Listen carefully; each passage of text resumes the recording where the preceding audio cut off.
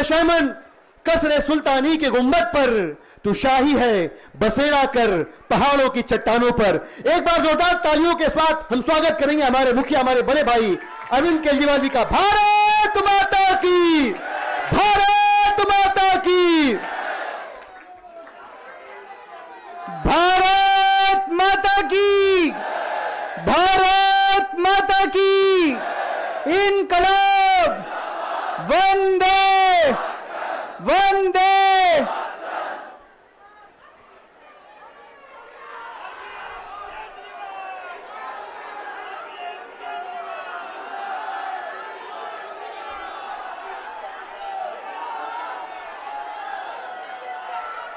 कैसे आप लोग?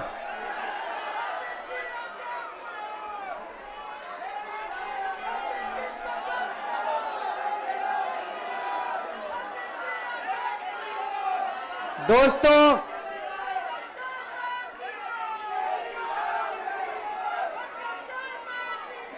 आज आप लोगों के बीच में आके बहुत अच्छा लग रहा है। और आज यहां जंतर मंतर पे पुराने दिन याद आ गए। मेरे को आज भी याद है, तारीख भी याद है। 4 अप्रैल 2011 का दिन था, जब आजाद भारत का भ्रष्टाचार विरोधी सबसे बड़ा आंदोलन, अन्ना आंदोलन, यहां जंतर मंतर से शुरू हुआ था। भ्रष्टाचार के खिलाफ आजाद भारत का सबसे बड़ा आंदोलन 4 अप्रैल 2011 को जंतर मंतर से शुरू हुआ था। 1.5-2 साल, कभी जंतर मंतर, कभी मुंबई, कभी रामलीला मैदान। लेकिन उस वक्त की सरकार भी बहुत अहंकारी थी, उन्होंने हमारी बात नहीं मानी, चैलेंज करते थे। चुनाव लड़के दिखाओ, जीत के दिखाओ, चुनाव लड़के दिखाओ, जीत के दिखाओ, कहते थे ना। हम तो छोटे से लोग थे, हमें तो चुनाव लड़ना नहीं आता था। और चुनाव लड़ने के लिए पैसा चाहिए, गुंडे चाहिए, आदमी चाहिए। हमारे पास तो ना पैसा था, ना आदमी थे, ना गुंडे थे। हम चुनाव कैसे लड़ते? पर वो बार बार कहते थे चुनाव लड़के दिखाओ, चुनाव लड़के दिखाओ। हम भी चुनाव लड़ लिए और देखो जनता ने हमको जिता दिया। पहली बार में दिल्ली में आम आदमी पार्टी की सरकार बन गई।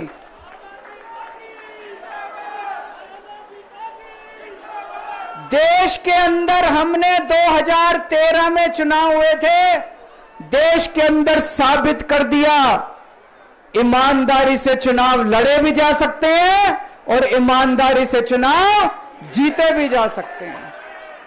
जब हम चुनाव लड़े थे उन दिनों में, तो ये कहते थे सारे पार्टी वाले, अरे इनकी तो जमानत जब्त होएगी, केजरीवाल की जमानत बच जाए चाहे।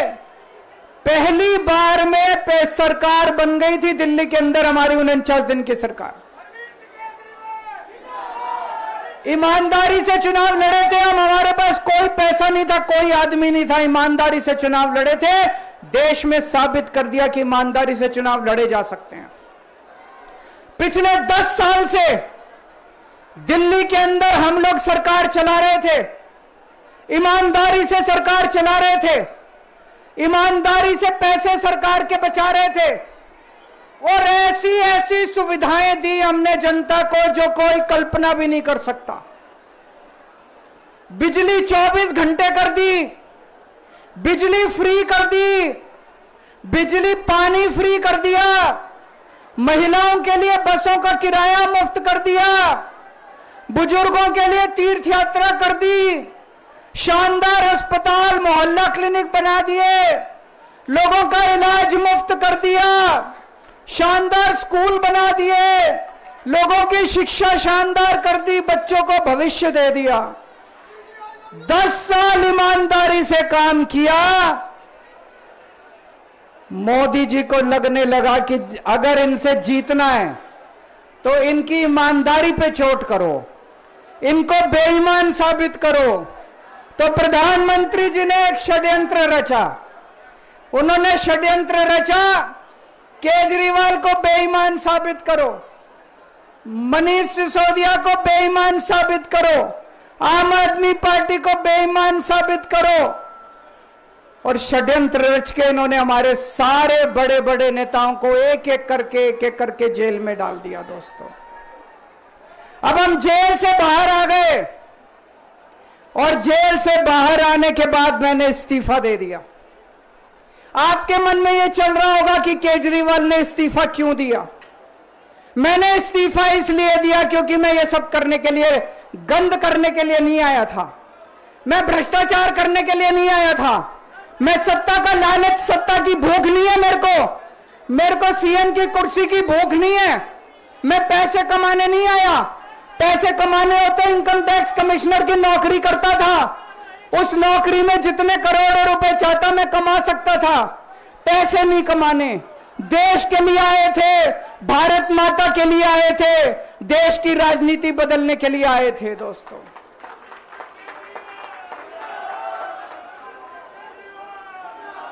इन नेताओं को फर्क नहीं पड़ता, इन नेताओं की मोटी चमड़ी है, इनके ऊपर जितने मर्जी आरोप लग जाए, इन नेताओं को फर्क नहीं पड़ता। दोस्तों, मैं नेता नहीं हूं, मेरी मोटी चमड़ी नहीं है, मेरे को फर्क पड़ता है। मेरे पे जब ये कीचड़ फेंकते हैं बीजेपी वाले, मेरे को जब ये चोर कहते हैं, मेरे को जब ये भ्रष्टाचारी कहते हैं, मेरे को जब ये गाली देते हैं, मेरे को फर्क पड़ता है। आज मैं बहुत दुखी हूं, आज मेरी आत्मा पीड़ित है, मैं अंदर से बहुत दुखी हूं और इसीलिए मैंने इस्तीफा दिया। मैंने अपनी जिंदगी में केवल इज्जत कमाई है, मैंने अपनी जिंदगी में केवल ईमानदारी कमाई है। मेरे बैंक में कोई पैसा नहीं है, मेरी पार्टी के बैंक में कोई पैसा नहीं है, मैंने केवल इज्जत कमाई है। आज 10 साल के बाद जब मैंने इस्तीफा दिया है, थोड़े दिन में मैं सीएम का बंगला छोड़ दूंगा। आज दिल्ली के अंदर मेरे पास घर भी नहीं है रहने के लिए। मेरे को कई लोग कहते हैं, कैसा आदमी है यार तू, 10 साल राजनीति करी, 10 साल सीएम रह गया, 10 साल में तो 10 कोठियां बन जाती, 10 घर बन जाते, 10 प्लॉट बन जाते। मैंने कुछ नहीं कमाया 10 साल के अंदर, केवल आपका आशीर्वाद कमाया, आपका प्यार कमाया है 10 साल के अंदर। और उसी प्यार का नतीजा है, आज जब मैं घर छोड़ूंगा, मेरे पास इतने लोगों के फोन आ रहे हैं, इतने लोगों के मैसेज आ रहे हैं, जी मेरा घर ले लो, मेरा घर ले लो, मैं किराया नहीं लूंगा, मेरा घर ले लो। मैं आप सब लोगों का शुक्रिया अदा करता हूं। अभी श्राद्ध चल रहे हैं, श्राद्ध खत्म होने के बाद जैसे ही नवरात्रे शुरू होंगे, मैं सीएम आवास छोड़ दूंगा और आप में से ही किसी के घर आके मैं आपके साथ रहना चालू कर दूंगा।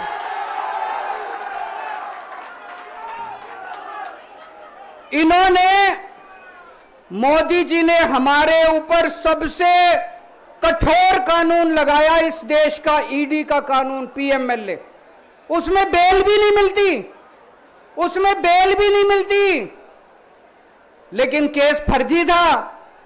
मैं शुक्रिया अदा करता हूं सुप्रीम कोर्ट का, उन्होंने हम सबको बेल दे दी, क्योंकि उनको भी पता था कि केस खत्म है, केस बेकार है। उन्होंने हम सबको बेल दे दी। लेकिन जैसे मैंने कहा, मैंने केवल ईमान, जब मैं जेल से आया, मैंने मन में सोचा था, जब तक कोर्ट मेरे को बाइज्जत बरी नहीं कर देता, मैं दोबारा कुर्सी पे नहीं बैठूंगा। लेकिन मेरे को वकीलों ने कहा, यह केस अभी 8 साल चल सकता है, 10 साल चलेगा, 15 साल चलेगा, यह केस का कोई भरोसा नहीं है, यह केस अभी बहुत लंबा चलेगा। तो मैंने तय किया, मैं अपनी जनता की अदालत में जाऊंगा, जनता से पूछूंगा कि जनता मेरे को बताए कि मैं बेईमान हूं कि मैं ईमानदार हूं।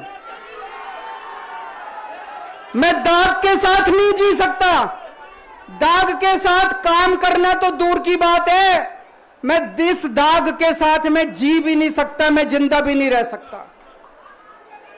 मैं आपसे पूछना चाहता हूं, अगर मैं बेईमान होता, क्या मैं दिल्ली में बिजली फ्री कर सकता था? दिल्ली में बिजली फ्री करने के 3,000 करोड़ रुपए लगते हैं। अगर मैं बेईमान होता, ये 3,000 करोड़ रुपए खा जाता, बिजली फ्री करने की क्या जरूरत थी? अगर मैं बेईमान होता, क्या मैं महिलाओं का किराया फ्री करता? क्या जरूरत थी फ्री करने की? पैसे खा जाता सारे। अगर मैं बेईमान होता, क्या आपके बच्चों के लिए स्कूल बनवाता? सारे पैसे खा जाता। अगर मैं बेईमान होता, आपका इलाज मुफ्त करता? पैसे खा जाता सारे। इन लोगों की 22 राज्यों में सरकार है, 22 राज्यों में कहीं बिजली फ्री नहीं है। तो चोर कौन है? इनकी 22 राज्यों में सरकार है, कहीं महिलाओं का किराया फ्री नहीं है। तो चोर कौन है? आज आपके बीच में आया हूं, आपसे पूछने के लिए आया हूं, केजरीवाल चोर है या केजरीवाल को जेल भेजने वाले चोर हैं? जिन जिन लोगों को लगता है केजरीवाल ईमानदार है, हाथ खड़े करके बता दो जरा से। ये कैमरे वाले जरा से दिखा दो कि दिल्ली की जनता क्या सोचती है। जिन जिन लोगों को लगता है कि मोदी जी ने केजरीवाल के खिलाफ गंदा राजनीतिक षड्यंत्र रचा था, जिन जिन लोगों को लगता है कि मोदी जी ने केजरीवाल के खिलाफ बहुत बुरा षड्यंत्र रचा था, हाथ खड़े कर दो सब लोग।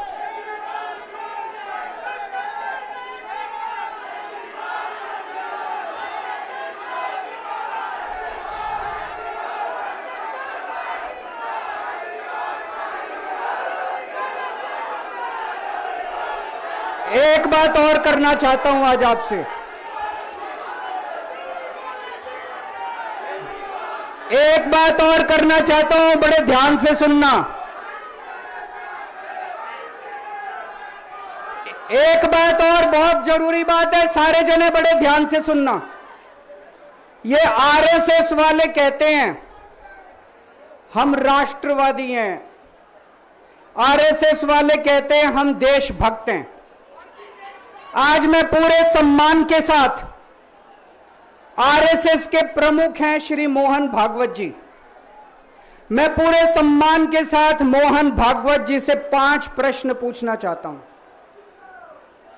और आपका समर्थन चाहता हूं। अगर मैं कोई गलत प्रश्न पूछूं तो बता देना, और सही प्रश्न पूछूं तो मैं आपसे हाथ खड़ा करवा के पूछूंगा। मेरा पहला प्रश्न है मोहन भागवत जी से। जिस तरह मोदी जी देश भर में लालच देके या ईडी और सीबीआई की धमकी देके, डरा के दूसरी पार्टी के नेताओं को तोड़ रहे हैं, पार्टियां तोड़ रहे हैं, सरकारें गिरा रहे हैं, क्या यह देश के लिए सही है? मैं मोहन भागवत जी से पूछना चाहता हूं, क्या आप नहीं मानते कि यह भारतीय जनतंत्र के लिए हानिकारक है? पूछना चाहिए कि नहीं पूछना चाहिए मोहन भागवत जी से? मेरा दूसरा प्रश्न है उनसे, देश भर में सबसे भ्रष्टाचारी नेताओं को मोदी जी ने अपनी पार्टी में शामिल करवा लिया। जिन नेताओं को कुछ दिन पहले मोदी जी ने खुद सबसे भ्रष्टाचारी बोला, जिन नेताओं को अमित शाह जी ने खुद भ्रष्टाचारी बोला, कुछ दिन के बाद उनको बीजेपी में शामिल करा लिया। मैं मोहन भागवत जी से पूछना चाहता हूं, क्या इस प्रकार की राजनीति से आप सहमत हो? क्या आपने कभी ऐसी बीजेपी की कल्पना की थी? पूछना चाहिए कि नहीं पूछना चाहिए मोहन भागवत जी से? मेरा तीसरा प्रश्न है मोहन भागवत जी से। बीजेपी आरएसएस की कोख से पैदा हुई है कि नहीं है? कहा जाता है यह देखना आरएसएस की जिम्मेदारी है कि बीजेपी पथभ्रष्ट ना हो। मैं मोहन भागवत जी से पूछना चाहता हूं, क्या आप आज की बीजेपी के इन कदमों से सहमत हैं? क्या आपने कभी मोदी जी से यह सब ना करने के लिए बोला? मोहन भागवत जी बताएं कि क्या आपने मोदी जी को ये सब गलत हरकतें करने से रोका कभी? पूछना चाहिए नहीं पूछना चाहिए? मेरा चौथा प्रश्न है मोहन भागवत जी से। जेपी नड्डा जी ने लोकसभा चुनाव के दौरान उन्होंने कहा कि बीजेपी को अब आरएसएस की जरूरत नहीं है। आरएसएस बीजेपी की मां समान है कि नहीं है? क्या बेटा इतना बड़ा हो गया कि मां को आंखें दिखाने लग गया? क्या बेटा इतना बड़ा हो गया कि आज मां को आंखें दिखाने लग गया? जिस बेटे को पाल पोस के बड़ा किया, जिस बेटे को प्रधानमंत्री बनाया, आज वो बेटा पलट के मां को अपनी आंखें दिखा रहा है। मातृतुल्य संस्था आरएसएस, आज वो बेटा अपनी मातृतुल्य संस्था को आंखें दिखा रहा है। मैं मोहन भागवत जी से पूछना चाहता हूं, जब नड्डा जी ने ये कहा तो आपके दिल पे क्या गुजरी, आप जरा बताइए इस देश को। क्या आपको दुख नहीं हुआ? मैं आरएसएस के हर कार्यकर्ता से पूछना चाहता हूं, जब नड्डा जी ने कहा कि हमें आरएसएस की जरूरत नहीं है, क्या आरएसएस के हर कार्यकर्ता को दुख नहीं हुआ? मेरा पांचवा प्रश्न मोहन भागवत जी से मैं कहना चाहता हूं, आप ही लोगों ने मिलकर कानून बनाया था कि 75 साल के होने पे कोई भी व्यक्ति रिटायर होगा। इस कानून के तहत आडवाणी जी को रिटायर कर दिया, मुरली मनोहर जी जैसे बड़े बड़े नेताओं को रिटायर कर दिया, बीसी खंडूरी जी को रिटायर कर दिया, कलराज मिश्र को रिटायर कर दिया, शांता कुमार को और पता नहीं कितने लोगों को रिटायर कर दिया। अब अमित शाह जी कह रहे हैं कि यह नियम मोदी जी पे लागू नहीं होगा। तो मैं मोहन भागवत जी से पूछना चाहता हूं, क्या आप इससे सहमत हो कि जो नियम आडवाणी जी पे लागू हुआ वो मोदी जी पे लागू नहीं होना चाहिए? आप ये पूछना चाहते हैं कि नहीं पूछना चाहते? पूरा देश आज मोहन भागवत जी से ये प्रश्न पूछना चाहता है। एक और बात रखना चाहता हूं मैं, प्रश्न के रूप में नहीं है। आज हमारे देश के अंदर शिक्षा व्यवस्था का बहुत बुरा हाल है। जिनके पास पैसा है वो अपने बच्चों को प्राइवेट स्कूलों में भेज देते हैं, जिनके पास पैसा नहीं है वो मजबूरी में सरकारी स्कूलों में भेजते हैं। 75 साल के अंदर सरकारी स्कूलों का बेड़ा गर्क कर दिया हर सरकार ने इस देश के अंदर। लेकिन ऊपर वाले की कृपा है कि ऊपर वाले ने इस देश को एक मनीष सिसोदिया दे दिया। 75 साल के बाद इस देश में एक ऐसा शख्स आया जिसने गरीबों के बच्चों को भविष्य की एक उम्मीद दी। एक रिक्शे वाले का बेटा, मजदूर का बेटा, किसान का बेटा, जिसे कोई उम्मीद ही नहीं बची थी कि मेरे बच्चे बड़े होकर कुछ बन सकते हैं, आज उनके बच्चों को अच्छी शिक्षा देकर मनीष सिसोदिया ने उनको उम्मीद दी है। ऐसे मनीष सिसोदिया को प्रधानमंत्री मोदी जी ने 2 साल जेल में रखा। मनीष सिसोदिया की जिंदगी उसकी अपनी जिंदगी नहीं है। मनीष सिसोदिया की जिंदगी देश की जिंदगी है। मनीष सिसोदिया का एक एक जिंदगी का पल इस देश का पल है। ये 2 साल मनीष सिसोदिया के खराब नहीं हुए, ये 2 साल इस देश के खराब हुए हैं। अगर आज मनीष सिसोदिया जेल के बाहर होता, न जाने कितने और नए स्कूल बनते, न जाने कितने बच्चों को शिक्षा मिलती। तो मैं मोहन भागवत जी से भी पूछना चाहता हूं कि क्या आरएसएस इस किस्म की हरकतों से सहमत है? ये सारे प्रश्न आज मैंने मोहन भागवत जी के सामने रखे हैं। मैं उम्मीद करता हूं कि वो इन प्रश्नों के जवाब देंगे। और ये प्रश्न केवल मोहन भागवत जी के लिए नहीं है। इस देश से प्यार करने वाले हर शख्स, इस देश के हर देशभक्त को, भारत माता की पूजा करने वाले भारत माता के हर सपूत को मैं ये प्रश्न पूछना चाहता हूं, इस पे चिंतन जरूर करना।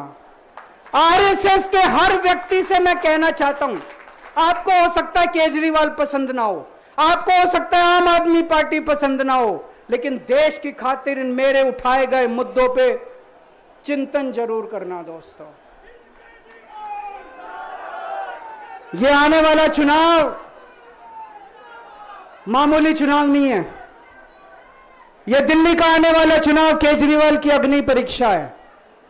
अगर आपको लगता है केजरीवाल ईमानदार है तो केजरीवाल को वोट देना। अगर आपको लगता है केजरीवाल बेईमान है, मुझे कतई वोट मत देना। ये जो झाड़ू है ना, ये जो झाड़ू है, ये झाड़ू अब चुनाव चिन्ह नहीं है। ये झाड़ू चुनाव चिन्ह नहीं है आम आदमी पार्टी का। ये झाड़ू आस्था का प्रतीक है। जब एक आदमी वोट डालने जाता है और झाड़ू का बटन दबाता है तो अपनी आंख बंद करके पहले भगवान का नाम लेता है। झाड़ू का बटन दबाता है तो वो मन में सोचता है कि मैं ईमानदारी का बटन दबा रहा हूं। झाड़ू का बटन दबाता है तो वो ये सोचता है कि मैं एक ईमानदार सरकार बनाने का बटन दबा रहा हूं। इस झाड़ू का बटन तभी दबाना अगर आपको लगे केजरीवाल ईमानदार है, नहीं तो इस झाड़ू का बटन मत दबाना दोस्तों। भारत माता की।